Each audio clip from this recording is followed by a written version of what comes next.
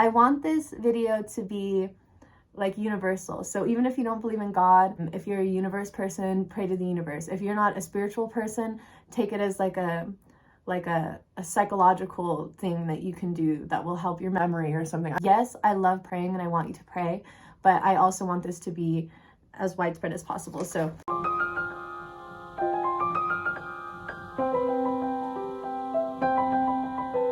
this is the last one that I left off on when I made my past journaling video.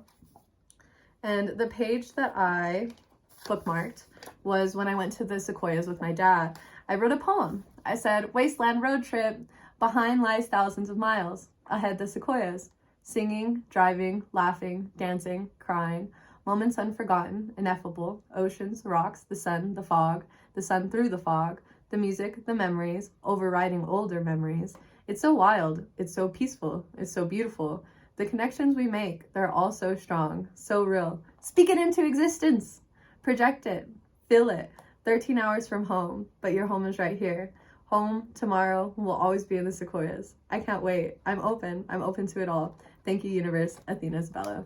So that was when I was more spiritual than believing in actual God, but I just love that poem so much because I do think that the connections that we all make are so strong, and I do just love nature so much.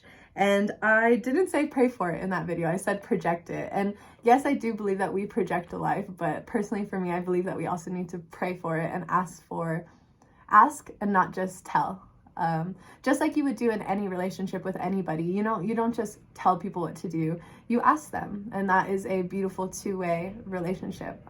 And I picked that because you don't have to just journal in the way that I do. Like I journal like a story or how I talk.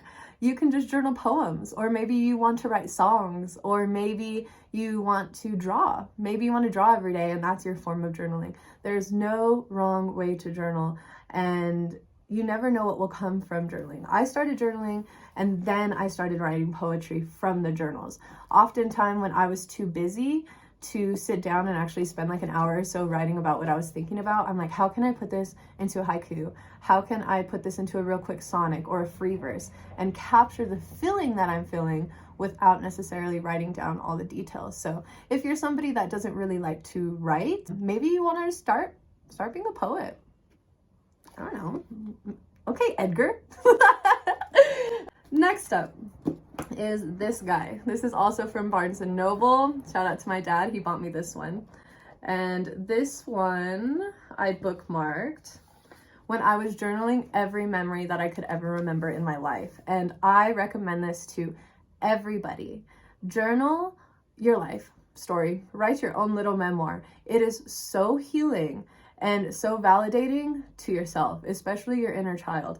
I went through and wrote every single memory that I could remember, and I just validated it. Sometimes I cried. Sometimes you remember things that you thought you'd forget, or you never thought that happened, until you start recalling it. And it took me a couple months, but I just sat down and wrote every single thought that I could remember. And I just loved this one. 7th grade, I loved the Sloppy Joe lunches and tacos the most. The rich kids would buy Pizza Hut for $2 at the snack line, and I was always jealous of kids that had another $2 every day. The 1%, LOL. So just little things that you don't think matter, they are part of your story. I was in the sauna the other day, and this lady said if I were to write a memoir, it would be a paragraph because my life is so boring. And I was like, no, there's literally no such thing. There's like no such thing as your life being that boring. Like even the little things in life are exciting, which is why I bookmarked this page in my original journal, which I've read a little bit from if you want to hear more in my past journaling video. So I went to the park and I said, today was nice. I woke up, danced, made a YouTube video, cleaned, went for a walk. I saw families walking, dogs, flowers, green, a boy writing in his journal, a girl meditating at the park. I ran home like a little kid. I felt very young again, fresh eyes. It was only about 2 hours, but it felt like all day. School is canceled for the year. I can and will love this piece in its chaos forever. So There's a couple points I'd like to make about this passage. One is that you don't have to have an exciting life to journal every day. Want to hear more about little things? Watch my Patterson video. I just love that video and I love that movie still. Now I'm obsessed again with it. And then also, you know, our life is historic. I love that I have a journal about going through the pandemic because I get to go see how that affected me. And I was very blessed and I was able to just, you know, reflect a lot during that time. And I know a lot of other people struggled. So, you know, maybe that would be a chapter of struggle for somebody else. But, you know, books, like, I love reading Anne Frank's journal because she lived through such a terrible history. Since she wrote about it, we can learn so much from it. So don't think that no one will ever read your journal. Even if it's just your kids one day or like strangers that pick it up at the thrift store, your story could really have an impact on somebody. And no matter how small that impact is, it's actually quite a big impact. I took a break from my big bulky journals because I wanted to try to do something different. Like sometimes I wrote sideways on this one because it was a dot journal. There's no right way to journal. That's what I love too. Even though I'm telling you how I journal, these are just suggestions and hopes to inspire you. There's no wrong way to journal. My grandpa has a journal, or had a journal, rest in peace. He would just write how long his runs were for the day and how the weather was. And I think that's beautiful. He was documenting his progress and he was journaling in a very logical way, you know, statistics, but still, it's something that we can even read as a family now. As I've been going down my spiritual path, I'm learning in the different ways that I can pray, not only in the different ways that I can journal, but how I can use prayer in a different way. And one thing that I've been trying to do lately is pray for my enemies. Not that I have a million enemies out here ready to battle. I was praying for my enemies, and not just praying that they stop doing mean things, you know, but also praying for the good in them and taking a time to appreciate the humanness in people and the flaws in people, and how even people that bother me also deserve love, and just praying for them. Maybe you're really frustrated with somebody. Get a journal and write a letter to them, not only venting your frustrations, but also forcing yourself to look at the good in them, because I believe that there's good in everybody, just like my girl Anne Frank said. Editing Athena here, and I wanted to make a note about writing letters and praying. So especially growing up, I was so afraid to be real with God. Like, I didn't want to pray about anything that I thought he would judge, you know, or feelings that I had that weren't good.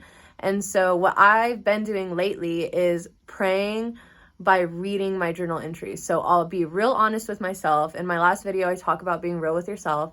And now I just write what I'm feeling. And then I'm like, okay, here, God, here's what's on my mind. And then just read it out loud. That way I can have a more real and authentic relationship with God. So it's not based on being judged. If you're Catholic or really any religion, you don't want to upset God, you know, you don't want to, it's kind of like, sorry, I'm feeling this way. And so if you just read it from a real authentic place, it helps you realize that God is here for you in all of your struggles, all the ups and downs, and isn't just judging you, but is here for you. So journaling helps cultivate a relationship with yourself, but if you read it out loud to God, it also helps you cultivate a relationship with God. So just had to throw that in there. Back to the video. Dreams. I dreamt the sun was opening up. Lots of eyes, like a meteor. I thought it was the end of the world. I went up to these girls nearby and asked if we could hug. It didn't end. Now I'm going to church. This is just a dream that I had that I would have forgotten about. I literally dreamed that the sun opened up and a bunch of eyes came shooting out. I don't want to forget that. And I feel like dreams are messages from God or messages from the universe. Maybe you don't think they're spiritual. Write down your dreams. They happen for a reason. I always look at that dream as the sun opening up and a meteor coming down being the end of the world. And what did I go towards? I went towards strangers to give them a hug, because I believe that being close to one another is so beautiful and it defeats any sort of fear that you can have. I do think being alone is important. I love being alone. I love living alone. But at the same time, human connection is so important, and we're all under the same sun. I forgot to say, but often I pray for God for signs, and then I just forget the signs he sent. So write down the signs and don't forget that he sent them. And last but not least, there's this collage in the middle. And on one page I said, no. And no to things out of manipulation, no to things out of ego, no to things out of comfort, no to things out of competition.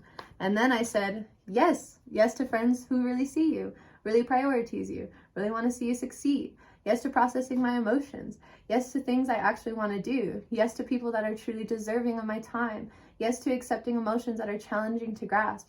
Yes to hearing things I don't want to hear. Yes to having conversations I maybe don't want to have. Yes to saying yes to things that I may initially want to say no to. Yes to things that force me to grow. Yes to things that call to me and give me butterflies.